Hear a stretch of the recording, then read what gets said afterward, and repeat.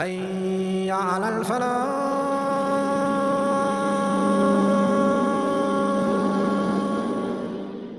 ایک مرتبہ اسلام کے شروعاتی دور میں ابو بکر رضی اللہ تعالی عنہ اور رسول اللہ صلی اللہ تعالی علیہ وسلم بیت اللہ شریف میں بیٹھے ہوئے تھے اور اللہ کے دین کی دعوت دے رہے تھے. تبھی قریش کے کچھ سردار وہاں آ گئے اور آپ صلی اللہ علیہ وسلم کو برا بھلا کہنے لگے، یہاں تک کہ آپ صلی اللہ علیہ وسلم پر حملہ آور ہوئے. ابو بکر رضی اللہ تعالیٰ عنہ یہ برداشت نہیں کر سکے اور کھڑے ہو کر زور سے کلمہ شہادت پڑھا. تو قریش آپ رضی اللہ تعالیٰ عنہ پر ٹوٹ پڑے اور انہیں گالیاں دینے لگے اور برا بھلا کہنے لگے اور انہیں بری طرح پیٹنے لگے، یہاں تک کہ عتبہ بن ربیعہ نے اپنے جوتوں سے آپ رضی اللہ تعالیٰ عنہ کے منہ پر اس زور سے مارا کہ آپ کا چہرہ بری طرح سوج گیا. جب بہت دیر تک وہ ابوبکر رضی اللہ تعالیٰ عنہ کو مارتے رہے تو بنو تیم جو ابوبکر رضی اللہ تعالیٰ عنہ کے قبیلے کے لوگ تھے انہوں نے بیچ میں آ کر آپ کو بچایا، مگر تب تک آپ رضی اللہ تعالیٰ عنہ کی یہ حالت ہو چکی تھی کہ آپ زندہ ہیں یا مر گئے کسی کو معلوم نہیں تھا. اسی حال میں آپ کو اٹھایا گیا اور گھر لے جایا گیا.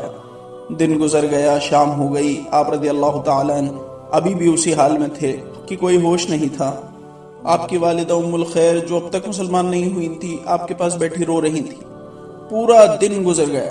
پورا دن گزرنے کے بعد اس حال میں جب آپ رضی اللہ تعالیٰ عنہ کو ہوش آیا تو دھیرے دھیرے اپنی آنکھیں کھولی تو انہوں نے اپنے گھر والوں کو اپنے پاس پایا. تمام گھر والے آپ رضی اللہ تعالیٰ عنہ کے پاس موجود تھے. ابوبکر رضی اللہ تعالیٰ عنہ ایسی حالت میں کہ جب وہ زندگی اور موت کے بیچ میں تھے، آپ رضی اللہ تعالیٰ عنہ کے منہ سے جو پہلے الفاظ نکلے وہ یہ تھے کہ اللہ کے رسول صلی اللہ تعالی علیہ وسلم کیسے ہیں. کیا آپ تصور کر سکتے ہیں اس باپ کے جذباتوں کو اس وقت کیا ہوں گے کہ جس کا بیٹا اس کے سامنے ایسی حالت میں پڑا ہوا ہے؟ اس ماں کے دل کا کیا حال ہوگا؟ اور وہ رسول اللہ صلی اللہ علیہ وسلم کے بارے میں پوچھ رہے تھے. بولے تم پھر اسی شخص کے بارے میں پوچھ رہے ہو جن کی وجہ سے تمہاری یہ حالت ہوئی ہے؟ تم تقریباً مر ہی گئے تھے. آپ کے والد غصے میں وہاں سے چلے گئے اور باقی سب بھی وہاں سے چلے گئے، بس آپ کی والدہ وہاں رکی رہیں. کہنے لگی ہیں ابو بکر اب چھوڑو، اپنے حال پر رحم کرو، اپنے بارے میں سوچو. پر آپ رضی اللہ تعالیٰ عنہ کی زبان پر بس ایک ہی بات تھی کہ آپ صلی اللہ علیہ وسلم کی کیا حالت ہے، کیا آپ ٹھیک ہیں؟ ان کی والدہ کو بھی غصہ آ گیا، جھنجلا کر بولی مجھے نہیں معلوم، میں انہیں نہیں جانتی، نہ جاننا چاہتی. آپ رضی اللہ تعالیٰ عنہ نے کہا او میری پیاری ماں، میں نہ کچھ کھاؤں گا نہ کچھ پیوں گا جب تک میں محمد صلی اللہ تعالی علیہ وسلم کو اپنی آنکھوں سے نہ دیکھ لوں. وہ بولی میں نہیں جانتی وہ کہاں ہیں، میں تمہیں وہاں نہیں لے جا سکتی. آپ رضی اللہ تعالیٰ نے کہا کہ ام جمیل کے پاس جاؤ، حضرت عمر رضی اللہ تعالیٰ کی بہن، کہ ام جمیل کے پاس جاؤ وہ بتا دیں گی. ام الخیر حضرت ابوبکر کی والدہ ام جمیل کے پاس گئیں اور پوچھا. ام جمیل مسلمان ہو چکی تھی مگر انہوں نے اپنا ایمان ابھی چھپا کر رکھا تھا. بولی میں نہیں جانتی کہ محمد صلی اللہ علیہ وسلم کون ہے، میں نہیں جانتی ابوبکر کو. ام الخیر نے اصرار کیا، ابوبکر رضی اللہ تعالیٰ عنہ کی والدہ نے اصرار کیا تو وہ ساتھ چلنے کو راضی ہو گئیں. اور جب ابوبکر رضی اللہ تعالیٰ عنہ کی حالت آ کر دیکھی تو رونے لگی. آپ نے پوچھا کہ محمد صلی اللہ علیہ وسلم کا کیا حال ہے؟ بولی آپ صلی اللہ علیہ وسلم ٹھیک ہیں، آپ محفوظ ہیں، آپ علیہ الصلوۃ والسلام محفوظ ہیں. بولے نہ میں کچھ کھاؤں گا نہ پیوں گا جب تک آپ صلی اللہ علیہ وسلم کو خود اپنی آنکھوں سے نہ دیکھ لوں. رات ہونے کا انتظار کیا گیا اور دیر رات جب لوگوں کا باہر نکلنا آنا جانا بند ہو گیا، ام الخیر اور ام جمیل یعنی آپ رضی اللہ تعالیٰ عنہ کی والدہ اور حضرت عمر کی بہن ام جمیل دونوں ابوبکر رضی اللہ تعالیٰ عنہ کو سہارا دیتے ہوئے آپ صلی اللہ علیہ وسلم کی خدمت میں لے کر پہنچی. اور جب آپ صلی اللہ علیہ وسلم کو دیکھا تو رونے لگے اور باقی کے جو لوگ وہاں موجود تھے سب رونے لگے. کیا محبت تھی، کیا محبت تھی! یہ کس طرح کی محبت تھی جو ابوبکر آپ صلی اللہ علیہ وسلم سے کرتے تھے. جب پہلی ہجرت کا وقت آیا تو کئی صحابہ اپنی جان بچانے کے لیے حبشہ کی ہجرت کر گئے، مگر ابوبکر رضی اللہ تعالیٰ عنہ آپ صلی اللہ علیہ وسلم کے ساتھ ہی رہے. جب مدینے کی ہجرت کا حکم آیا تو باقی صحابہ کا ہجرت کر گئے، مگر ابوبکر رضی اللہ تعالیٰ عنہ اللہ کے رسول کے ساتھ جانے کے لیے رکے رہے اور آپ علیہ الصلوۃ والسلام کے ساتھ ہی ہجرت فرمائی. غار ثور میں جا کر تمام سوراخ کپڑے سے بند کر دیے تو اللہ کے رسول صلی اللہ علیہ وسلم کو اندر بلایا. آپ صلی اللہ علیہ وسلم تھکے ہوئے تھے. آپ علیہ الصلوۃ والسلام نے آرام کرنے کی خواہش ظاہر کی صدیق اکبر نے آپ علیہ الصلوۃ والسلام کا سر مبارک اپنی گود میں رکھا اور آپ صلی اللہ علیہ وسلم ابو بکر کی گود میں سر رکھ کے سو گئے۔ اللہ اکبر، کیا عظمت والا شخص تھا، کیا عظمت والے خلیفہ تھے، کیا عظمت والی ہستی تھی۔ اللہ کے رسول جس کی گود میں سر رکھ کر سو گئے، اللہ اکبر۔ اچھا، اب غار ثور کے سارے سوراخ پہلے ہی بند کر چکے تھے، لیکن ایک سوراخ جو تھا وہ بچا ہوا تھا۔ اچھا، کپڑا ختم ہو گیا تھا، ابو بکر رضی اللہ تعالیٰ نے وہاں اپنے پیر کا انگوٹھا رکھ لیا۔ جب آپ علیہ الصلوۃ والسلام آرام فرمانے لگے، سو گئے، تو ابو بکر رضی اللہ تعالیٰ کے اس پیر پر، جس پیر کو انہوں نے سوراخ بند کرنے کے لیے سوراخ کے منہ پہ لگایا تھا، اس پر سانپ نے ڈس لیا۔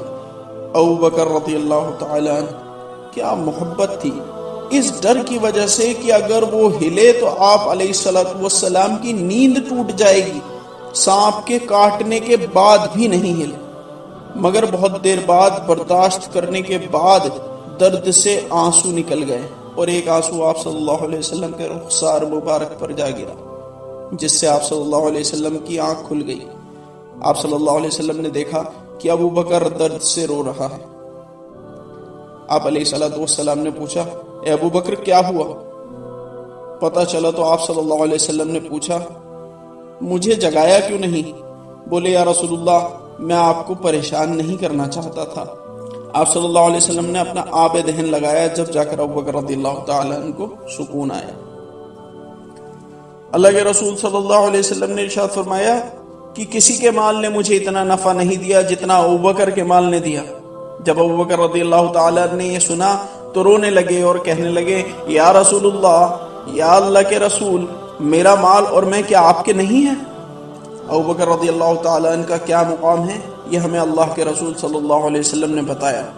فرمایا، تم میں سے ہر کوئی جنت میں داخل ہونے کا خواب دیکھتا ہے، خوش نصیب ہوں گے وہ لوگ جنہیں جنت کے 8 دروازوں میں سے ایک دروازے میں داخلہ مل جائے۔ اللہ کے رسول صلی اللہ علیہ وسلم بیان فرما رہے تھے کہ ابو بکر رضی اللہ تعالیٰ عنہ بھی موجود تھے۔ اٹھے اور پوچھنے لگے، اے اللہ کے رسول صلی اللہ علیہ وسلم، کیا کوئی ایسا بھی شخص ہوگا جو ایک سے زیادہ دروازوں سے جنت سے داخل ہو؟ فرمایا، ہاں ابو بکر، اور وہ شخص تم ہی ہو۔ جنت کے 8 دروازے ابو بکر سے درخواست کریں گے کہ وہ جنت میں ان میں سے داخل ہو۔ اللہ اکبر۔ کا موقع تھا، مسلمانوں کے مالی حالات ٹھیک نہیں تھے۔ اللہ کے رسول صلی اللہ علیہ وسلم نے فی سبیل اللہ خرچ کرنے کا حکم دیا۔ حضرت ابوبکر کے بھی مالی حالات کچھ اس وقت ٹھیک نہیں تھے۔ حضرت عمر ہمیشہ ابوبکر رضی اللہ تعالیٰ عنہ سے آگے بڑھنے کا موقع تلاش کرتے تھے۔ انہیں لگا کہ آج موقع مل گیا، آج میں ابوبکر کو پیچھے کر دوں گا، آج میں ابوبکر سے آگے نکل جاؤں گا، کیونکہ ابوبکر کے پاس اتنا مال تو ہے نہیں، میرے پاس زیادہ مال ہے۔ یہ سوچ کر عمر رضی اللہ تعالیٰ عنہ نے اپنے تمام مال کو اکٹھا کیا، اس کے 2 حصے کیے، ایک اہل و عیال کے لیے چھوڑا اور ایک اللہ کے رسول کی خدمت پہ لے کر حاضر ہو گئے۔ آپ صلی اللہ علیہ وسلم نے پوچھا، عمر گھر پر کیا چھوڑا؟ بولے، یا رسول اللہ، اتنا ہی گھر پر چھوڑا جتنا یہاں لایا ہوں۔ تھوڑی دیر میں ابوبکر بھی آ گئے، اپنا سارا سامان لے کر، گھر میں جھاڑو پھیر کر۔ اللہ کے رسول نے پوچھا، اے ابوبکر، اہل و عیال کے لیے کیا چھوڑا؟ کہ بولے، اللہ اور اس کے رسول کو۔ تمام مال لے آئے، سارا کا سارا گھر خالی کر دیا، گھر میں جھاڑو پھیر دی، سب اللہ کے دین کے لیے لے آئے، کچھ نہیں چھوڑا، کچھ نہیں چھوڑا بیوی بچوں کے لیے، اہل و عیال کے لیے۔ وہ ابو بکر ہے جس کے لیے اللہ کے رسول صلی اللہ علیہ وسلم نے ارشاد فرمایا، میں نے دنیا ہی میں سب کا بدلہ دے دیا، مگر ابو بکر کا بدلہ کل قیامت میں اللہ ہی ادا کرے گا، رضی اللہ تعالی۔